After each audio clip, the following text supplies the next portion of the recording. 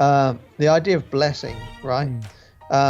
We think that we have, grown up in church, you have this thing about, bless me, bless this person or that person or whatever, or I'm blessed if I need a parking space and I pray and I get it, know.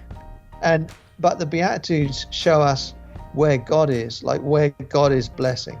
And so blessed are the poor in spirit, those whose spirits are crushed, those who are grieving their greatest loss, those who have a poverty of power, like in terms of being meek, and those that hunger and thirst for righteousness and justice. That a lot of translations don't use the word justice in that hunger and thirst for righteousness, but the word that we get righteousness from, the Greek language, actually means righteousness and justice. And those two words appear all the way through the Old Testament. But in the New Testament, we just see this word righteousness, but that's because the English language isn't as good as the Greek language, right? And it's and so, like, the idea of like, what do you ache for?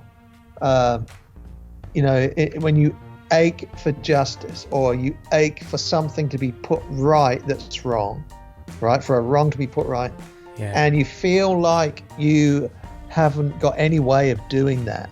Like you don't feel like you can contribute in any way. It's so big, that you can't do anything about it.